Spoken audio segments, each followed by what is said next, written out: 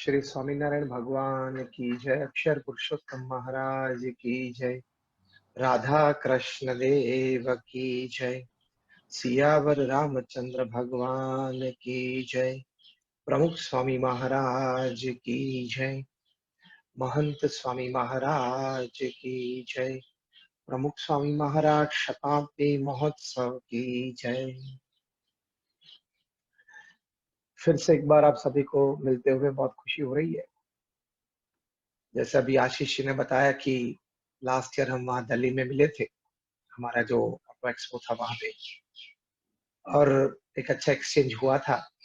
उसके बाद आज फिर से मनीष जी रायपुर से, उनका निमंत्रण था, प्रेम था आप सभी की ओर से, इसलिए आज फिर से यह मिलना हुआ है। और हम सब ये जानते हैं कि कोविड-19 की ये परिस्थिति है, हम सभी स्टे होम लॉकडाउन में हैं, पार्शियली थोड़ा खुला है, एसेंशियल सर्विसेज भी चालू हुई है और इकोनॉमिक जोन्स भी खुले हुए हैं। हम भी ऑफिस जा सकते हैं थोड़े घंटों के लिए, लेकिन 2 ढाई महीना हम सभी लॉकडाउन में रहें, स्टे होम में रहें, तो वैसे तो बहुत तकलीफ सभी को पड़ी है, फिजिकल, मेंटल, इमोशनल। कहीं लोग हैरान हुए हैं। ये हम जानते हैं कि ये सब नहीं होना चाहिए, नहीं होना था, लेकिन एक हो गया, एक परिस्थिति आ गई।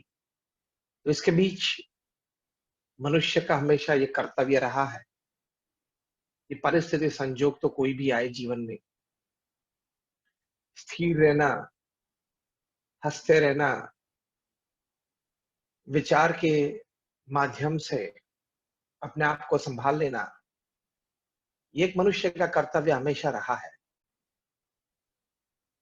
और हम ये भी जानते हैं कि जिस तरह से हम मलेरिया के साथ जीते हैं, टाइफाइड के साथ जीते हैं, या कोल्ड फीवर, या ऐसी बीमारियां के साथ हम जीते, वो एक समाज का एक अविभाज्य अंग है। उसी तरह अब ये सभी का कहना है कि corona virus is also now a part of the society, it will remain with us for ever. Of course, जिस तरह से अन्य रोगों के लिए दवा है, वैक्सीन है, इस तरह इसके लिए भी वैक्सीन और दवाएं जरूर हम शायद 2-3 महीने में मैक्सिमम अपेक्षा रखते हैं कि सभी को उपलब्ध हो जाए।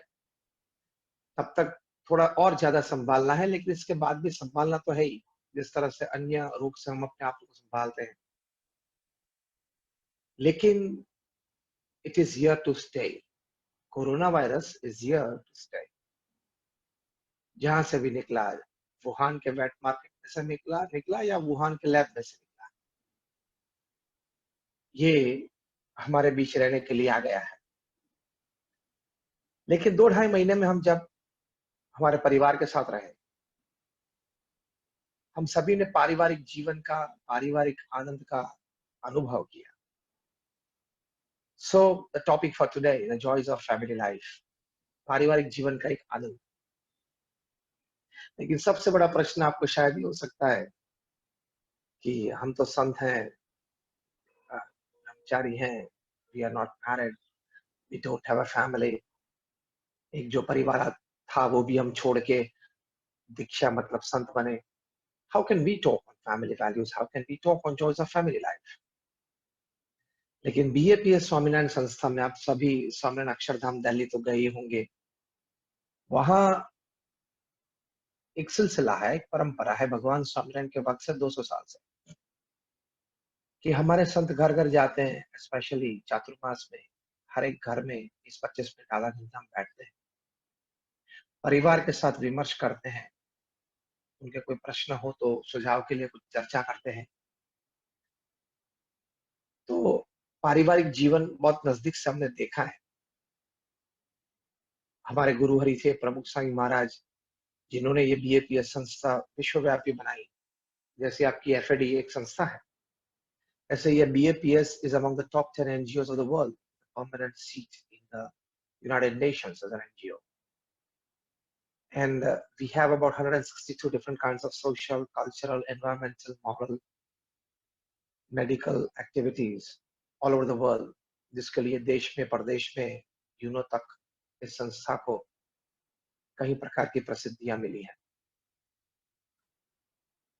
तो ये संस्था को यहाँ तक पहुंचाने में सबसे बड़ा कार्य, सबसे ज्यादा पुरुषार्थ, और जिनको हम सफलता का यश दे सके, ऐसे प्रमुख स्वामी महाराज थे, जो अभी 3-3.5 साल पहले इस मुकाम पधारे। He traveled, he traveled to more than about like 60 countries and 18,000 villages and personally visited more than 3.5 lakh homes. 3.5 lakh परिवार को विजिट किया, उनके साथ बैठे, तो उनका जो अमृत अनुभव है वो आपसे शेयर। और मैं भी पिछले 30 साल में in more than 30 countries of the world, I've personally met and sat with more than about 25,000 families and discussed a lot with them, from family values to generation gap to teenage issues to youth problems to addiction related issues. तो ये सभी बातें हमने कई प्रकार के पुस्तक की संस्था में से इन संतों के अनुभव के प्रकाशित भी किए हैं। तो इन सभी को लेते हुए जॉयज ऑफ फैमिली लाइफ के बारे में थोड़ा ऐसा अनुभव आपके साथ शेयर करना जरूर चाहेंगे, क्योंकि हार्वर्ड यूनिवर्सिटी ने लिखा है कि the greatest Joy on this earth is the joy of family life. Harvard university ने ये सर्वे किया था, 110 देशों में किया था, 1 लाख परिवार में किया था। 8 साल तक ये सर्वे चला था, और इस सर्वे का मुख्य मकसद तो ये था कि लोगों के मन में, दिलो दिमाग में, ये इस पृथ्वी पे जीवन का सबसे बड़ा आनंद, उसकी व्याख्या क्या है। तब जाके जब उन्होंने कंक्लूजन रिपोर्ट तैयार किया, तब कंक्लूजन रिपोर्ट में ये लिखा गया कि the greatest joy upon this earth is the joy of family life. जिन परिवारजनों के प्रति आपको प्रेम और आदर है, उन परिवारजनों को आपके प्रति भी प्रेम और आनंद है, इन सभी के साथ क्वालिटी और क्वांटिटी टाइम बिताना, वो इस पृथ्वी पे सबसे बड़ा आनंद है। तो ये बात हार्वर्ड यूनिवर्सिटी ने एक अच्छे सर्वे से हमें बात की। और जैसे मैंने पहले बताया था कि हम भी ये बात करते हैं आपके साथ, तो कई बार ये होता है कि the coach and the manager who has not played the game to that level knows the game much more. Hello, audible? Yes, Swamiji, you're audible. Please carry on. Fine. So, as I said, sometimes the managers and the coach who have not played the game of that level, they know the game well. आप Europe में soccer teams देखे, उन सभी के जो coaches हैं, managers हैं, वो शायद इस लेवल का सॉकर कभी नहीं खेले, लेकिन they can lead their teams to championship inning. आप इंग्लिश प्रीमियर लीग ईपीएल भी देखे, तो वहां भी सॉकर की जो टीम्स, उनके कोचेस कभी शायद इस प्रकार की या इस लेवल की गेम नहीं खेले। आप ओलंपिक मेडलिस्ट को मिले तो 70% of the Olympic medalist, they are coaches, they haven't played Olympics, but they know the game well by observing the game and analyzing the game. ये दो शब्द यहाँ मैंने इसलिए प्रयोग किए कि हम भी शायद पारिवारिक जीवन में सीधा नहीं है, लेकिन observing family values and analyzing family values, perhaps you have got some insights into it. तो सबसे पहली बात है पारिवारिक जीवन में, जॉयज ऑफ फैमिली लाइफ में, कि ये ऑडियो नॉट क्लियर ऐसा मैसेज आ रहा है चैट पे। स्वामी जी, ऑडियो में कोई इशू नहीं है, मे बी उनके नेटवर्क में इशू होगा। Swami ji, your audio is very good. Okay, then I'll now not interrupt, I'll straight away continue throughout. तो सबसे पहली बात है जॉयज ऑफ फैमिली लाइफ में कि you have to introspect where I need to change myself to adjust to my family. मैं परिवारजनों को अनुकूल हो जाऊं, इसके लिए मुझे मेरे जीवन में कहाँ परिवर्तन लाना है। मेरी कुछ आदत में, बोलचाल में, उठ बैठ में, बोलने में, चलने में, खाने में, पीने में, उठने में, सोने में, कोई ऐसे समय की दृष्टि से कोई ऐसी आदत हो, या कोई अभिगम की दृष्टि से, कोई वर्तन की दृष्टि से ऐसा कोई, ऐसी कोई आदत हो जहां मुझे बदलाव लाना है, तो मैं वो बदलाव किस तरह से लाऊं। First is the need to improve yourself in some aspect that you become a better family member. और इम्प्रूवमेंट तो सभी जगह पे, लेकिन बेसिकली हमारा एटीट्यूड ये होता है कि मैं सही हूँ, मैं ही सच हूँ, मेरे विचारधारा भी परफेक्ट है, मेरा वर्तन भी ठीक है, जो भी तकलीफ परिवार में है वो अन्यों के हिसाब से है, मैं तो ठीक ही हूं, सभी को ऐसा मानते हैं। तो सबको अगर ऐसा माने तो भी कोई किस प्रकार का सुधार तो होने ही नहीं वाला है। तो improvement is inevitable, change is necessary to bring positivity for people. 1986 में हमारे जो गुरु हरि अभी परम पूज्य महान स्वामी महाराज, वे वहां पूरा संत मंडल लेके प्रदेश पधारे थे।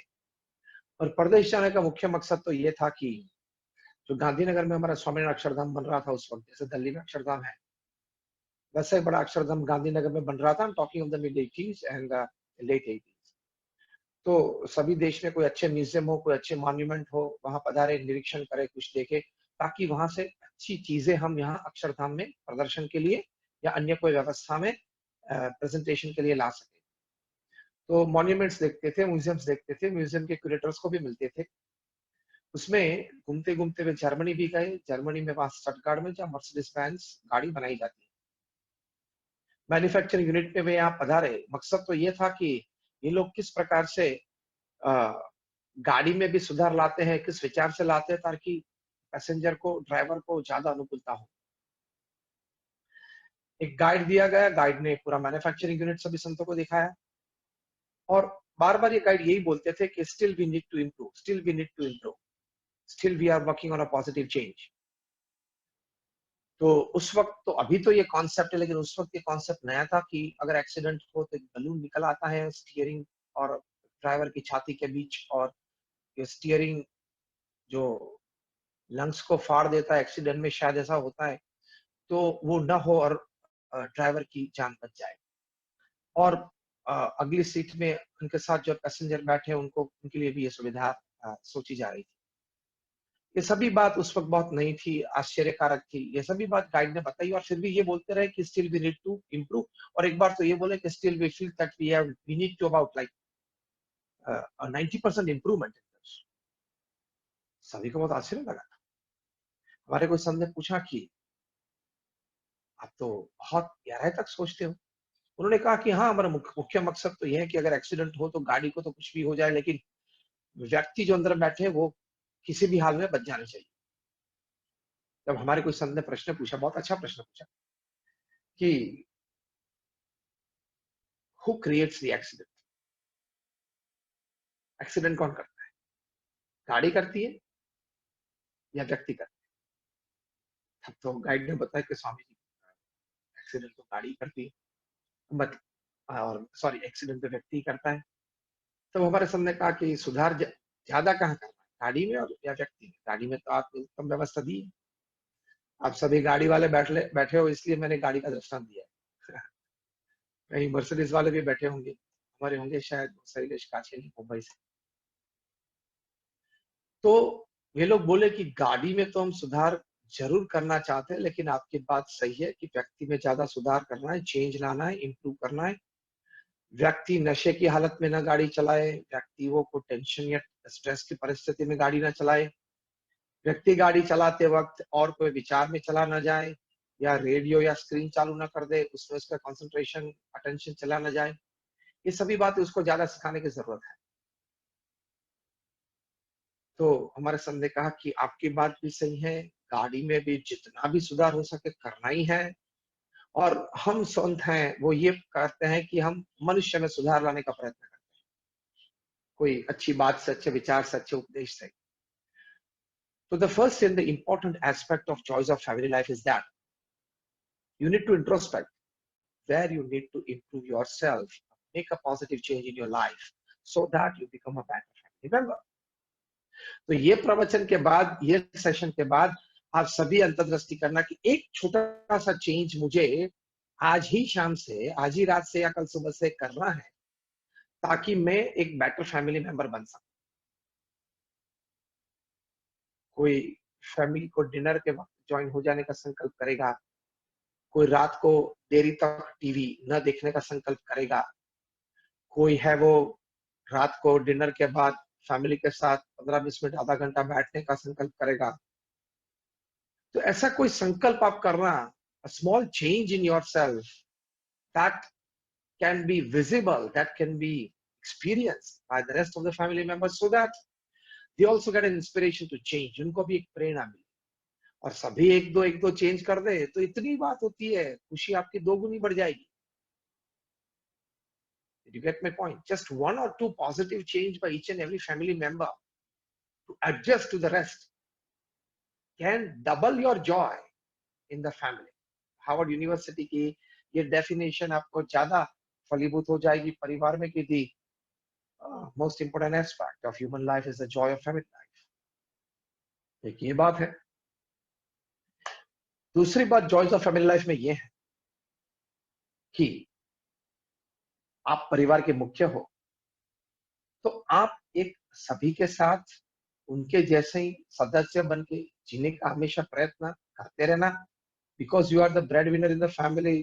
कभी एक्सपेक्टेशन मत रखना कि मेरा कहा ही सब माने, मैं जिस प्रकार का विचार प्रस्ताव रखो उसी का अनुसरण सभी करे, और एवरीबडी शुड रिस्पेक्ट मी. हाँ, एक प्रेम भावना से ये विचार शायद रहे तो ठीक है, लेकिन बहुत अपेक्षा या स्टेटस या आईनेस से, अहम भाव से वो रहे, वो जरा ठीक नहीं है. एक बहुत अच्छी बात मैं आपको आज सुनाना चाहूंगा. एक बहुत अच्छा पुस्तक मैंने अभी पढ़ा यही लॉकडाउन में. पुस्तक का नाम है एवरीमैन्स मिशन, और पुस्तक की लेखिका है Rebecca Beer. She has written this book wonderful. इसमें एक प्रसंग ये लेखिका ने लिखा है कि एक बार कोई समारोह में कोई महिला उनको मिली. महिला के घुटनों में दर्द था, मतलब शी हैड आर्थराइटिस. तो महिला जानती थी कि ये रेबेका बियर एक अच्छी लेखिका है, विचारशील व्यक्ति हैं, और साइकोलॉजिस्ट भी हैं, थोड़े फिलोसोफर भी हैं, और काउंसलिंग भी ये रेबेका करती है. तो थोड़ा प्रॉब्लम अपना सुनाया, और रेबेका बियर ने कहा कि अभी तो कुछ समारोह है, कल सुबह आप ऑफिस आना, हम जरूर मिलेंगे, बैठेंगे, बात करेंगे. दूसरे दिन सुबह मुलाकात हुई, और रेबेका बियर ने तो उनको पूछा कि आर्थराइटिस के प्रॉब्लम के बारे में. जब उन्होंने ये बात बताई तो ये महिला ने कहा कि मैं दवाई तो ले रही हूँ 2-3 महीने से, और एक ऑपरेशन भी करवाया है, लेकिन फिर भी कोई फर्क नहीं पड़ रहा है. तब रेबेका बियर ने एक काउंसलिंग की दृष्टि से, थोड़ा साइकोलॉजी की दृष्टि से उनके साथ प्रश्न उत्तर चालू किया. थोड़े प्रश्न पूछे, फैमिली परिवार में संबंध कैसे हैं, बर्ताव कैसा है, अभिगम एटीट्यूड कैसा है. तब जाके ये प्रश्नों के उत्तर से रेबेका बियर को ये पता चला कि ये जो महिला है, वो मुख्य ब्रेड विनर है, परिवार में मुख्य व्यक्ति है, और उनका ये थोड़ा आग्रह रहता है कि परिवार में सब उनको इस दृष्टि से देखे कि she is the main breadwinner of our family. ये भी थोड़ा आग्रह रहता है कि सब उनको थोड़ा इस दृष्टि से मान सम्मान दे. ये भी आग्रह रहता है कि उनके जो विचार है वो परिवारजन सभी अनुसरण करे. और ये भी विचार रहता है कि सब कोई जो उनकी कही बात है वो माने. और जब ये नहीं होता है, और हम जानते हैं परिवार में एक व्यक्ति का तो हर समय सब कुछ तो नहीं चलता है, सभी के अपने अपने विचार होते हैं. इसके मन में ऐसी भावना नहीं होती है कि जो मुख्य व्यक्ति है उनका न माने, लेकिन सभी के विचार होते हैं, सभी के अपने अभिगम होते हैं, सभी के अपने समय, अपनी प्रवृत्ति होती है. तो हर बार तो ये शक्य नहीं है. तो इस हिसाब से जब ये नहीं होता था, तब इनके मन में, रेबेका बियर ने ये लिखा है प्रसंग, कि ये महिला के मन में क्रोध आ जाता था, स्ट्रेस रहता था, टेंशन रहता था, और कभी-कभी रात को नींद भी बिगड़ जाती थी. तब रेबेका बियर ने उनको एक अच्छी बात सिखाई. इसी you stop this, and stop this from with in. अंदर से आप ये बात बंद कर दें कि मैं कोई भी प्रकार का आग्रह नहीं रखूंगी कि परिवार में सब मेरा कहा माने और मुझे ये मान सम्मान दे. I will be an ordinary family member with the rest of them as they are. बहुत ये बात कठिन थी ये महिला के लिए, लेकिन रेबेका बियर ने कहा कि ये एक ही प्रयोग आपके लिए बाकी है, ये आर्थराइटिस के लिए, उसको क्योर करने के लिए. तो आप ये भी प्रयत्न कर लें. तब ये प्रार्थना सिखाई और कहा कि आप रोज सुबह ये प्रार्थना करना कि I will never insist this to happen in my family. दूसरी प्रार्थना सिखाई ये रेबेका बियर ने ये महिला को कि I always pray and I will always try to give love to my family. सिर्फ प्रेम प्रेम प्रेम ही मैं मेरे परिवार को दूंगी। तो ये दो बातें लेके वो महिला वहां से गई। रोज सुबह ये प्रार्थना शुरू की और ये इस प्रकार का एक अभिगम बनाया और ये बर्ताव चालू किया। आप सभी को जान के ताज्जुब लगेगा, आश्चर्य लगेगा कि 1 डेढ़ हफ्ते में ही उनका आर्थराइटिस संपूर्ण क्योर हो गया। किसी भी प्रकार का पेन नहीं रहा। ये बात एक हकीकत है, ये कोई ऐसी मन की गढ़न की बात नहीं है। It is scientifically proved, experimentally and clinically proved that 90% of our diseases are psychosomatic. मतलब 90% जो रोग शरीर में होते हैं वो साइकोसोमैटिक है। मतलब आपका मन अस्वस्थ है, इसके लिए आपके शरीर में भी अस्वस्थता आ जाती है। मन में तनाव है, इसलिए शरीर में रोग आ जाते हैं। डायबिटीज, ब्लड प्रेशर और साइंस तो ये भी लिखता है कि कैंसर तक की बात भी आ सकती है। या आपका मन, आप क्रॉनिक एंगर में रहते हो, क्रॉनिक स्ट्रेस में रहते हो, मतलब छोटे छोटे प्रसंग में आप तनाव में आ जाते हो, छोटे छोटे प्रसंग में आप गुस्से में आ जाते हो, छोटे छोटे प्रसंग में आप नाराज हो जाते हो। कि बार बार दिन में 2 4 5 बार रोज बनता है, तो 15-25 साल में आपको ये सब बीमारियां लग जाती है। ये साइंटिफिकली प्रूव है। ऐसी कोई सिर्फ फिलोसॉफी की दृष्टि से या हमारे बड़े महाऋषियों ने ये बात तो की है, लेकिन हम मानते नहीं थे। जब विज्ञान ने ये बात बताई तब हम मानने लगे। तो 90% of our disease are psychosomatic. तो परिवार से ही ये रोग शुरू होते हैं। ये भी एक रिसर्च है, क्योंकि परिवार से ही ज्यादा अपेक्षा होती है। तो परिवार में हम रहते हैं, बिना अपेक्षा हम रहे, सभी के साथ एक सामान्य सदस्य बनकर रहे। हम सब एक हैं, एक ही प्लेटफॉर्म पे हैं, कोई जुदाई नहीं है।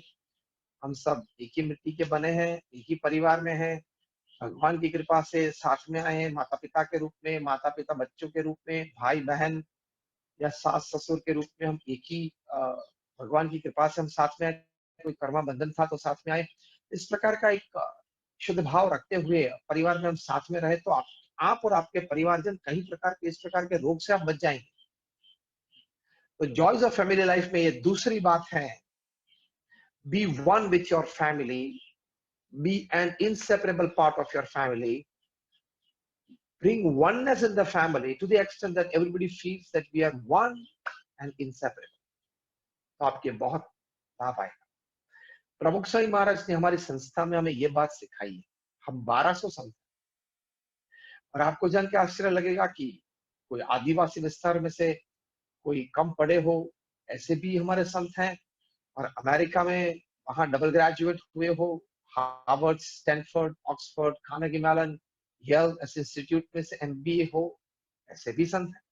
ये पूरी रेंज है। लेकिन सबको साथ रख पाए, प्रेम से रख पाए, सबको अपनी अपने हिसाब से, अपनी अपनी कक्षा से, क्षमता से प्रमुख स्वामी महाराज उन सभी को इस संस्था की छोटी मोटी सभी सेवा में जोड़ दिए। आज सभी कोई आनंद से रहते हैं, प्रेम से रहते हैं। जब एक दूसरे का रोज सुबह चरण स्पर्श करते हैं, जैसे हम बड़ौदा में यहाँ 40 संत रहते हैं, 40 से सब, जैसे मैंने आपको रेंज बताई, फुल रेंज में है। तो ये पूरी रेंज में सब संत हैं। तो सब प्रेम से एक दूसरे को चरण स्पर्श रोज सुबह में करते हैं, एक दूसरे के साथ मिलजुल के रहते हैं। कोई भेदभाव नहीं, कोई ऊंच नीच का भाव नहीं, ऑफकोर्स कोई ज्ञाति भेद नहीं। तो हम भी जो एक परिवार यहाँ रहते हैं, तो ये भावना से रहते हैं कि we are one, we are inseparable, we are part of the same system. तो कोई ईगो का प्रश्न नहीं, कोई एटीट्यूड का प्रश्न नहीं, कोई जुदाई का प्रश्न नहीं, कोई पक्षभाव का प्रश्न नहीं। तो प्रमुख स्वामी महाराज ने संस्था में ये कल्चर डेवलप किया हमारे संत समाज में। अब सब हम सब सुखी हैं, आनंद से रहते हैं। तो ये बात शायद आपको समझने में, या ये बात एक्चुअली परिवार में इसका कितना महत्व है, वो शायद आप में से कहीं को मालूम होगा या जानकारी होगी या महसूस भी होता होगा। लेकिन this is a very important aspect in family life. तीसरी एक बड़ी बात है जॉयज ऑफ फैमिली लाइफ में, जब 2 जनरेशन साथ में रहती है। अब जनरेशन गैप का बहुत बड़ा प्रश्न है। तो ये जनरेशन गैप जो है वो मिटाना जरूरी है। अंग्रेजी में एक अच्छी कहावत, और वो है, when your son's foot sets into your shoe, that is fits into your shoe, he is no longer your son, he is your friend.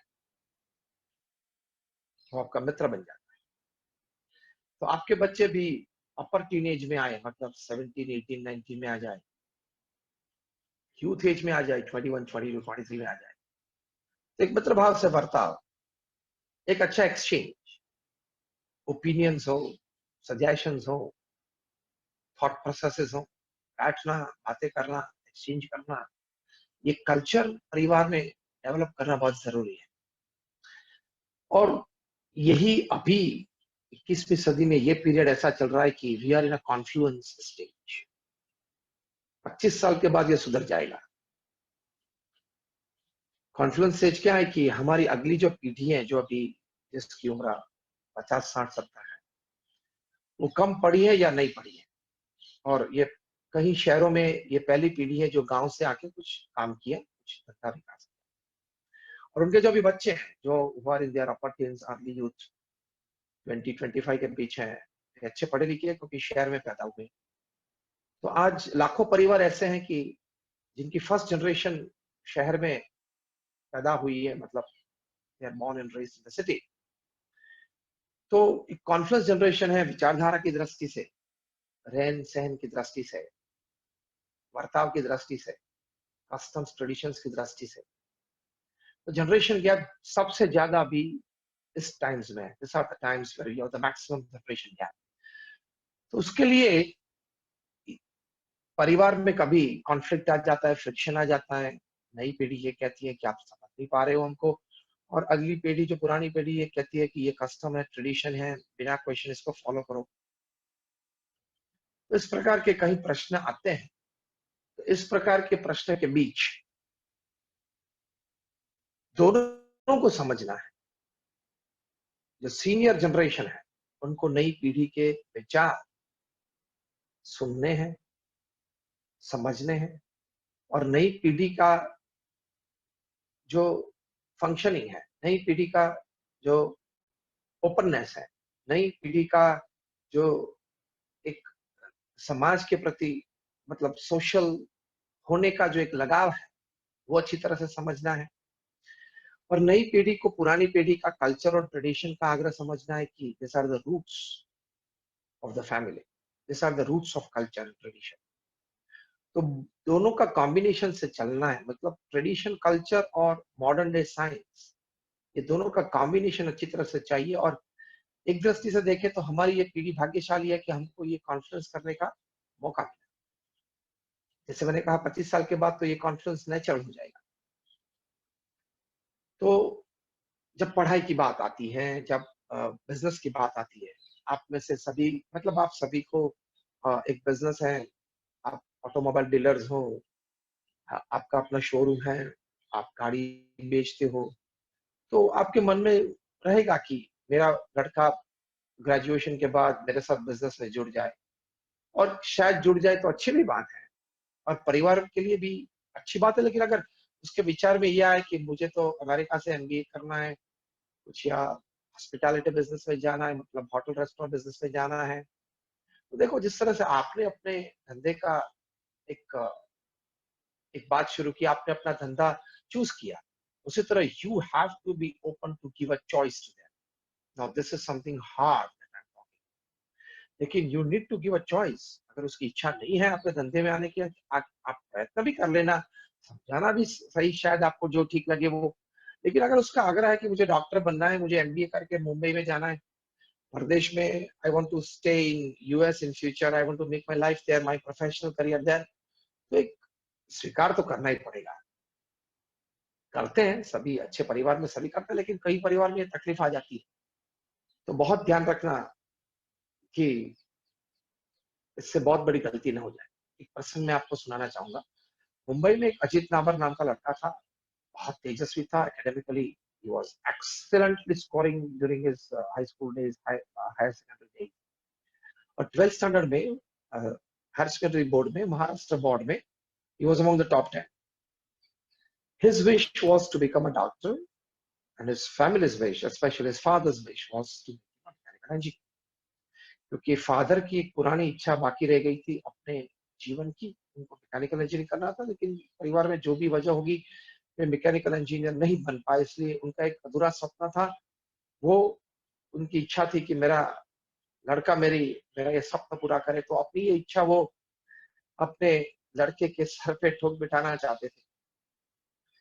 अब लड़के की इच्छा थी कि मैं डॉक्टर बनूं और ओपन हार्ट सर्जन बनूं, मुझे बाईपास ऑपरेशंस करने हैं।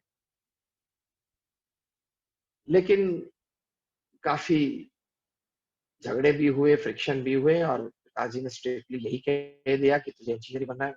सो he appeared for the open test, qualified for IIT, got admission in IIT Powai, Mumbai, it's very prestigious, और मैकेनिकल इंजीनियरिंग में एडमिशन लिया, लेकिन उसका मन नहीं था। कॉलेज में गया, वहां इंजीनियरिंग की पढ़ाई शुरू की, उसका मन ही नहीं लग रहा। उसके मन में तो डॉक्टर बनने का ख्वाब बना। ये कि फर्स्ट सेमेस्टर में 3 सब्जेक्ट में फेल हुआ, दूसरे सेमेस्टर में फेल हुआ, और 3-4 सब्जेक्ट में, मतलब ही फेल द फर्स्ट ईयर। फिर ट्यूशन रखे, ये वो, फिर से अपियर हुए, तो सेकंड ईयर में गया, फिर से थर्ड सेमेस्टर में फेल हुआ, क्योंकि उसका मन ही नहीं था। अब एक दिन जाके क्या हुआ कि गैलरी में, अब ये प्रसंग सुनना ठीक से, आपको बहुत इंटरेस्टिंग होगी और बहुत रोमांचक ये बात है, लेकिन दुखता ही है, लेकिन प्रेरणा देने वाली है, एक सीख देने वाली ये बात है। एक बार अजीत नाबर ऐसे ही लॉबी में अपने मित्र के साथ कॉलेज में खड़ा था, वहां मैकेनिकल इंजीनियरिंग डिपार्टमेंट में। तो अप्लाइड मैकेनिक्स एक सब्जेक्ट आता है थर्ड सेमेस्टर में, उसके प्रोफेसर वहां से गुजर रहे, तो प्रोफेसर ने अजीत नाबर को देखा। प्रोफेसर ने कमेंट पास की कि Ajit, how are you going to fare in your final exams, क्योंकि इंटरनल एग्जाम में से तो आपको 40 में से 0 थे, और फाइनल एग्जाम्स में 60 मार्क्स में से एक्सटर्नल एग्जाम्स में आपको 40 तो स्कोर करने ही पड़ेंगे, वरना तो आप फेल हो जाओगे। I think you must start working on this. लेकिन मुझे पता है कि आप 60 में से 40 तो नहीं स्कोर कर पाओगे, और you are going to fail. ऐसा बोलते बोलते वे हंसने लगे, और साथ में उनके मित्र जो खड़े थे लॉबी में, वे भी थोड़ा हंसे। अजीत नाबर ने कहा कि सर, ये मेरा मन नहीं लगता, इसलिए नहीं पढ़ रहा हूँ, otherwise I have the calibre, I can score.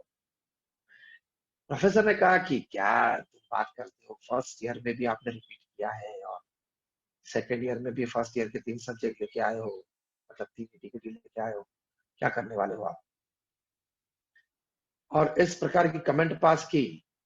Ajit के अंतर में जो कैलिबर था वो खिल उठा। अजीत ने कहा, sir, what is your national record out of 16 applied mechanics and mechanical engineering IITs. तो क्या सर ने कहा कि ये 52 आउट ऑफ 60 ऐसा कुछ रिकॉर्ड है। अजीत नाबर ने कहा कि sir, take this from me today, I will score 60 on 60। Professor तो हंसने लगे कि कौन से बुक्स रेफर कर रही है, वो भी तुझे पता है कि नहीं। सर, वो जो भी है मैं कर लूंगा। सीधा वहां से लाइब्रेरी में गया, रेफरेंस बुक्स निकाली, पढ़ना चालू कर दिया। 15 दिन के बाद एग्जाम में अपेयर हुआ, और अच्छी तरह से अप्लाइड मैकेनिक्स के पेपर में सब कुछ लिखा, और जब एग्जाम्स के रिजल्ट्स आए, तब Ajit had scored 60 on 60 applied mechanics, third semester, mechanical engineering, IIT Powai. बाकी के तीनों सब्जेक्ट में फिर से फेल, वही एग्जाम, मन ही नहीं था। और दुख की बात तो यह है कि फोर्थ सेमेस्टर में भी वो फेल हुआ, और सेकेंड ईयर के बाद ड्रॉप आउट ले लिया। और आज जब मैं आपसे ये बात कर रहा हूँ, तब मुंबई में एक गैरेज में गाड़ी रिपेयर करने का, गाड़ी के बिजनेस में हो, इसलिए मैंने गाड़ी का दूसरा दृष्टांत दिया। उस माध्यम से मैं आपको फैमिली चॉइस समझाना चाहूंगा कि गाड़ी जो रिपेयर होती है गैरेज में, उस गैरेज में मैकेनिक के रूप में एक सामान्य नौकरी अजीत नाबर, जो लड़का 12th स्टैंडर्ड में स्टेट बोर्ड में था, जो लड़का आईआईटी के लिए क्वालिफाई हुआ, उस लड़के का जो सपना कि मैं डॉक्टर बनूं, ओपन हार्ट सर्जन, लेकिन परिवार ने प्रेशर किया, नहीं बनने दिया, और पूरा भविष्य दूर। तो दो पीढ़ी के बीच जो अंतर बढ़ता है उसकी वजह ये है ईगो एंड एटीट्यूड, दोनों को समझ। लेकिन जब टीनेज में होते हैं या अर्ली यूथ में होते हैं तब बच्चे कम समझते हैं, बड़ों को समझना ज्यादा समझते हैं। और ये लोग बहुत सेंसिटिव होते जा रहे हैं, ये आप समझ लेना, स्वीकार भी लेना। ये जनरेशन का नाम मैंने रखा है टच स्क्रीन जनरेशन। ये टच स्क्रीन जनरेशन के हाथ में जो गैजेट्स है वो सभी टच स्क्रीन, तो उनका नेचर भी टच स्क्रीन बन गया है। अब उनका स्पर्श करो, how would he react, you don't know. मतलब हम उनको बुलाओ, कुछ मांगो उनसे, उनको कुछ कहो तो क्या रिएक्ट करेंगे आपको पता नहीं। What will the display of the screen, you don't know. तो इनको बहुत हैंडल विद केयर है। ये नई जनरेशन है, वो HWC है, हैंडल विद केयर। तो साथ में बैठना, साथ में भोजन करना, समझाना करना, वो समय भी मांग लेगा और आपकी श्रद्धा भी मांग लेगा और आपका धैर्य की कसौटी भी करेगा। तो तीसरी इंपॉर्टेंट बात है जॉयज ऑफ फैमिली लाइफ के लिए, दो जनरेशन के बीच जो गैप है वो कम करने का प्रयत्न सतत करते रहना। उसके लिए ये सुझाव जो मैंने अभी दिए, ईगो और एटीट्यूड कम करके more of love, more of care, more of concern. और चौथी और अंतिम बात है जॉयज ऑफ फैमिली लाइफ में कि एक वैल्यू सिस्टम क्रिएट कर देना। फैमिली डूज एंड डोंट्स बचपन से अपने बच्चों को सिखा दो। हमारे परिवार में ये हो सकता है, कभी हो सकता है, इसकी क्लैरिटी बचपन से बच्चों को दी जाए। व्यसन हो आपका, आपके कोई परिवारजन का, तो वो आपको छोड़ना है। वरना आपका 17-18 साल का लड़का या लड़की, उसने ये व्यसन चालू कर दिया, कुछ नहीं किया, शारीरिक व्यस्त रहो। तो डूज एंड डोंट्स जो आप अपने परिवारजन के पास अपेक्षित रखते हैं, जो आप अपनी नेक्स्ट पीढ़ी में अपेक्षित रखते हैं, वो आपको भी फॉलो करना है। If you tell your children not to watch TV till late night, have to first do it. वरना वो बोलेंगे कि पापा तो ये एडवाइस करते हैं, ये माता जी एडवाइस करते हैं, लेकिन ये तो फॉलो नहीं करते। ये लोग, ये बच्चे ये नहीं समझेंगे कि आप मैच्योर हो, आप एडल्ट हो, आप जीवन में सेटल्ड हो, तो आपके लिए ये ज्यादा बर्बादी नहीं ला सकता है। बच्चे हैं, वो लेट नाइट टीवी में जाएंगे तो वे अभी इतने मैच्योर नहीं है, वो अभी लाइफ सेटल होना बाकी है, उनकी एकेडमिक क्वालिफिकेशन भी बाकी है, वो भटक जाएंगे। लेकिन ये बात वो नहीं समझेंगे, इसलिए आपको छोड़ना ही पड़ेगा। ये तो मैंने एक दृष्टांत कहा। इस प्रकार की कई बातें हैं, कई बातों से ये दृढ़ होता है परिवार। तो एक वैल्यू सिस्टम क्रिएट करना, कैरेक्टर बिल्डिंग क्रिएट करना बहुत बहुत जरूरी। मैं आपको एक प्रश्न कहूंगा कि वैल्यू सिस्टम की जब बात आती है तब आपके बच्चे एकेडमिकली क्वालिफाइड हो, स्मार्ट प्रोफेशनल हो, और उसके साथ एक वैल्यू सिस्टम उसके जीवन में हो, तो क्या पर्सनैलिटी बनती है उसकी, और क्या गजब की उसकी प्रतिष्ठा सभी के बीच, अपने परिवार में, सोशल सर्कल में, फ्रेंड सर्कल में उसकी बढ़ जाती। आप सभी ने केलाल का नाम सुना होगा, बड़े जादूगर थे, one of the world's greatest magicians. K Lal, senior K Lal तो अभी उनका तो देहांत हो गया, स्वर्गवास हो गया। अभी उनके लड़के जूनियर केलाल परफॉर्म कर रहे हैं। कई सालों पहले की ये बात है। ये केलाल और बॉलीवुड की बड़ी सेलिब्रिटी राज कपूर थे, वे दोनों परम मित्र थे। केलाल और राज कपूर दोनों अच्छे मित्र थे, और यहाँ तक कि परिवार कभी साथ में घूमने दोनों जाते थे, परदेश यात्रा पे जाते थे हॉलिडे के लिए, एक दूसरे के घर मुंबई में आना जाना, डिनर के लिए बुलाते थे, बैठते थे। इतनी हद की अच्छे मित्र थे। एक बार राज कपूर साहब ने कोई एक बड़ी पार्टी का आयोजन किया, वे होस्ट थे, और केलाल साहब को भी बुलाया। बॉलीवुड की बड़ी बड़ी सेलिब्रिटीज थे, इंडस्ट्रियलिस्ट थे, मुंबई के बड़े बड़े बिजनेसमैन थे। It was a very high profile party. Party के बीच जब महफिल चल रही थी, तब आरके की दृष्टि पड़ी केलाल पे, और देखा कि पार्टी में सभी के हाथ में एक ग्लास है वाइन का, और केलाल साहब के हाथ में लेमन जूस है। आरके साहब सीधा वहां जा पहुंचे और केलाल साहब को कहा कि केलाल हिलाल, व्हाट इज दिस? ये क्या है? हिलाल साहब ने कहा मैं ठीक। आरके ने कहा यार सभी के हाथ में वाइन है और तू लेमन वाटर लेके बैठा है, कैसा लगेगा मेरा? हिलाल ने कहा सब ठीक लगेगा, तू चिंता क्यों? दोनों बहुत अच्छे मित्र थे, अच्छी तरह से मतलब प्रेम भाव से बात कर रहे थे। आरके ने कहा नहीं, आज तो कुछ लेना पड़ेगा। हिलाल ने कहा कि आप जानते हो आरके, मैं वाइन नहीं लेता, आगर छोड़। आरके ने कहा कि नहीं, आज तो मेरा प्रेम आपको रखना पड़ेगा, इतना कर चल, मैं आपको वाइन का ग्लास तो नहीं देता हूँ, लेकिन मेरे वाइन में एक चम्मच डीप करके वो चम्मच मैं तेरे ग्लास में रख देता हूँ, इतना रख ले तो मैं इतना मान लूंगा कि तूने मेरा मान रखा। हिलाल ने कहा कि आरके इतना भी नहीं होगा। तब आरके ने कहा कि वो एक अंतिम शस्त्र उन्होंने उठा लिया आरके ने एक्चुअली। तो आरके ने कहा कि मेरे पिता पृथ्वीराज कपूर का सौगन करके मैं आपको बात कर रहा हूँ कि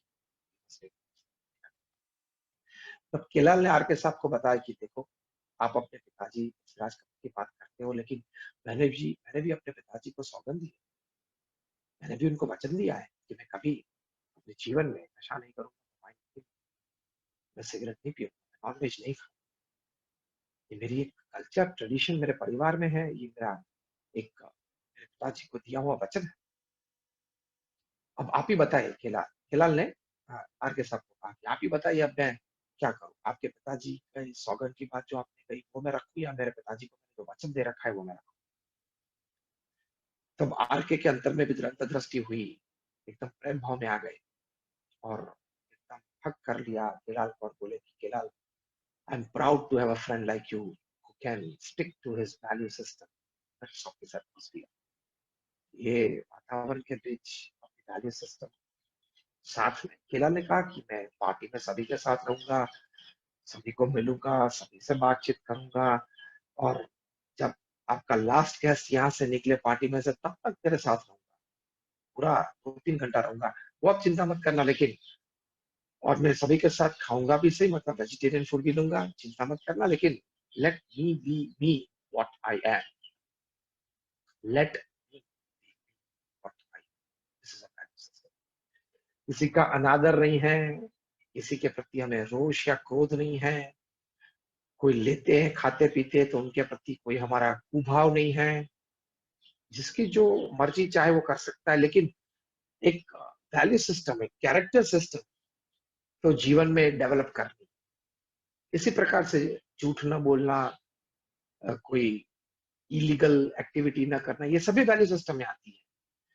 कोई किसी के कोई पैसे लेना लेना, या किसी को हैरान ना करना, या एक आपकी कंपनी में एम्प्लॉयर एम्प्लॉय रिलेशनशिप्स में ये शुद्धता पवित्रता रखना, ये सभी कुछ वैल्यू सिस्टम में आता है। कई बातें आती है, तो ये कई प्रकार की बातें वैल्यू सिस्टम में आपके परिवार में दृढ़ होनी चाहिए। Family value system and business value system. तो आपकी हमेशा व्यक्ति की दृष्टि से और एक बिजनेसमैन की दृष्टि से प्रगति तरक्की हमेशा होती रहेगी, दोनों प्रकार से व्यवसाय में और लोगों के हृदय में आपकी प्रतिष्ठा भी बढ़ती जाएगी। आज ये प्रश्न सुन के आपके सबके हृदय में केलाल एक जादूगर भी थे, लेकिन आज एक और भी छवि केलाल साहब की आपके हृदय में आ गई होगी कि इतने वैल्यू सिस्टम में वे। तो प्रमुख साई महाराज हमारे गुरु जिनकी शताब्दी महोत्सव मना रहे हैं, वे उनके एक अमृत अनुभव से बात करते थे कि घर में ये वैल्यू सिस्टम दृढ़ होने के लिए आपको घर सभा नित्य करना है। मतलब हफ्ते में 2 बार आप सभी परिवारजन आप साथ में बैठे फॉर स्पिरिचुअल सेशन। जैसे टीवी देखने में आप साथ में बैठते हो, भोजन के लिए साथ बैठते हो, तो एक स्पिरिचुअल सेशन के लिए भी साथ बैठना, आधे घंटे के लिए हफ्ते में 2 बार। प्रथम 5 मिनट आप भगवान का नाम स्मरण करना, और 10 मिनट रामायण महाभारत श्रीमद् भगवत गीता ऐसा कोई ग्रंथ उसकी अच्छी तरह से पढ़ाई करना, और फिर 5 मिनट एक्सचेंज करना, क्या किसको क्या बात अच्छी लगी। I tell you, Ramayana and Mahabharata are so wonderful epics that any incident happening in your life has happened in Ramayana or Mahabharata somewhere. It straight away has social counseling, family counseling. और आज तो श्रीमद् भगवत गीता में से psychology वाले कुछ ग्रहण कर लेते हैं, मैनेजमेंट वाले को कुछ मिल जाता है, सोशल काउंसलिंग के लिए कुछ मिल जाता है, सभी को मिलता है। इतना विशाल और गहरा और इतना ऊंचा ग्रंथ ये उपदेश है, तो इसका पालन हमारे परिवार में थोड़े प्रतिशतों में भी अगर होगा, ये पूरे ज्ञान का, ये पूरे भगवान राम और भगवान श्री कृष्ण के चरित्र का, तो भी परिवार में बहुत आनंद आए। श्रद्धा और भक्ति जीवन में बहुत जरूरी है कि many things in the corporate, मैंने तो कॉर्पोरेट सेमिनार्स भी बहुत किए हैं देश प्रदेश में, और कई बड़े कॉर्पोरेट्स को, प्रोफेशनल्स को मिले हैं। You talk of the top management gurus, top corporate leaders, Morgan Stanley, Stephen Covey, Ken Blanchard, Anthony Robbins, ये सभी ने अपने सेमिनार फॉर्च्यून 500 कंपनीज के सीईओ और प्रोफेशनल्स को भगवान में श्रद्धा और भक्ति सिखाई है। आप स्टीफन कवी की बुक ले लो, 7 habits of highly effective people. ये पुस्तक में जो एक सबसे जानी मानी मैनेजमेंट की दृष्टि से पुस्तक है, ये पुस्तक में अति सफल व्यक्ति की 7 आदतें उन्होंने वर्णन की है। After 3000 success all over the world, Stephen Covey ने लिखा है कि the seventh habit, that these people had the habit of connecting with their creator God through prayers every day। तब ये लोगों को आदत थी प्रार्थना, नाम स्मरण। आप ये प्रयोग करते ही होंगे, आप में भी श्रद्धा और भक्ति है, लेकिन अगर ना करते हो तो करना, एक प्रयोग के रूप में भी करना कि हम जो बात कर रहे हैं वो सही है। आप 6 महीने के बाद, 1 साल के बाद मुझे जरूर कहेंगे, या जरूर आपकी अंतरात्मा पुकारेगी कि इसका बहुत लाभ आपको व्यक्तिगत, पारिवारिक, व्यवसायिक जीवन में हुआ होता है। तो ये परिवार में संस्कार सिंचन की बात आती है। सिर्फ it is easy to academically qualify your children, it's difficult to make them good human. आज जरूरत जमाने में ये है कि आप अपने बच्चों को, you make them smart professionals and at the same time you make them wonderful human. तो ये 5 बातें मैंने आपको जॉयज ऑफ फैमिली लाइफ में बताई। I just summarise in 1 minute. 5 बातें पारिवारिक जीवन के आनंद में। प्रथम बात यह है, अंतर्दृष्टि हम करें कि मुझे कहाँ पॉजिटिव चेंज और इम्प्रूवमेंट, एक छोटी सी आदत में या विचार अभिगम में लाना है, ताकि मैं परिवार का अच्छा सदस्य बन सकूं, सभी को। ये प्रथम बात। दूसरी बात, हमने एवरीमैन्स मिशन नाम के पुस्तक के माध्यम से रेबेका क्लियर जो लेखिका है, उनके जीवन प्रसंग से ये समझी कि परिवार में मैं किसी भी प्रकार का आग्रह नहीं रखूंगा, एटीट्यूड, ईगो का प्रश्न आने नहीं दूंगा, और सिर्फ प्रेम, प्रेम और प्रेम ही परिवार का संयोजन में माध्यम रहेगा। तीसरी बात हमने ये समझी, अजीत नाबर के प्रसंग से जनरेशन गैप आने की बात सुनी कि 2 जनरेशन एक दूसरे को समझने का प्रयत्न करें। इस समझने के लिए साथ में बैठे, साथ में बैठ के बात करें, आइडियाज फ्रीली एक्सचेंज करें, सजेशंस हो, एक्सप्रेशंस हो, उसकी फ्रीडम हो, परिवार में इस प्रकार का एक एटमॉस्फेयर, कल्चर क्रिएट हो। तो रोज रात को डिनर के बाद आप प्रेम से बैठ सकते हैं और किसी भी विषय पे चर्चा कर सकते हैं, ताकि अच्छा एक एक्सचेंज हो, जनरेशन गैप कम। चौथी बात हमने ये सुनी केलाल साहब और राज कपूर साहब के प्रश्न से कि जीवन में वैल्यू सिस्टम, परिवार में कैरेक्टर बिल्डिंग का प्रयत्न बहुत जरूरी है। Because if you academically well qualified your children, but you fail to give value system, they will mess up. So चौथी बात यह है कि वैल्यू सिस्टम, और 5वीं बात भगवान में श्रद्धा और भक्ति। जैसे मैंने कहा, 50,000 से ज्यादा रिसर्च पेपर्स और सर्वे पेपर्स प्रकट हुए हैं इंटरनेशनल सेमिनार्स में, साइंस, किसी भी प्रकार से भगवान के साथ अगर आपका अटैचमेंट हो, प्रेयर से, नाम स्मरण से, आपको जीवन में फिजिकल, मेंटल, इमोशनल बहुत लाभ होते हैं। एक छोटे से प्रसंग से मैं पूरा करूंगा कि क्या लाभ होता है। देखो, साइंटिफिकली मैं बात करूंगा भगवान की श्रद्धा के बारे में, कि आप जब कोई प्रसंग आपको अनिच्छनीय बन गया, आपके जीवन में कोई ऐसी परिस्थिति खड़ी हो गई, स्ट्रेस आ गया, टेंशन आ गया, क्रोध आ गया, तब आपके ब्लड सिस्टम में 2 हार्मोन्स सीक्रेट, कॉर्टिसोल होता है और एपिनेफ्रिन। ये दोनों हार्मोन्स स्ट्रेस क्रिएट करने वाले होते हैं। आपको मन में गुस्सा आया, उस गुस्से की वजह से ब्लड में कॉर्टिसोल और एपिनेफ्रिन 2 हार्मोन्स रिलीज हो। ये स्ट्रेस बढ़ाते हैं, हार्ट रेट्स बढ़ाते हैं, ब्लड प्रेशर ऊंचा, ये साइंटिफिक। उस वक्त अगर आप नाम स्वर में जुड़ गए, जो भी नाम, भगवान राम, भगवान कृष्ण का, भगवान स्वामीनारायण का, एक नाम स्वर में अगर आप जुड़ गए, तो उस वक्त मन शांत होना शुरू होता है, क्रोधित अवस्था में भी शांत होना शुरू।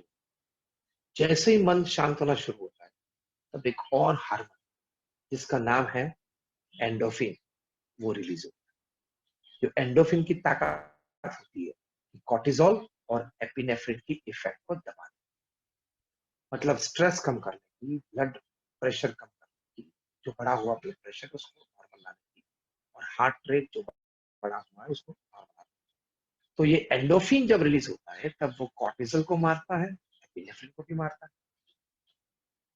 दिस इज साइंटिफिकली प्रूव्ड, इसलिए मैंने आपको सब नामाभिकरण किए, मतलब सब नाम भी हार्मोन्स के दिए।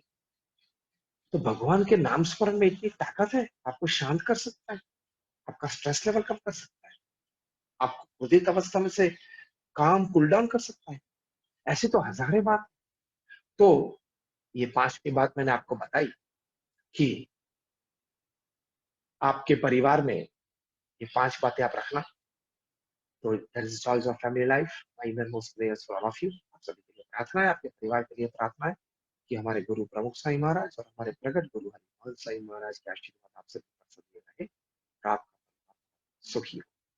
Thank you very much.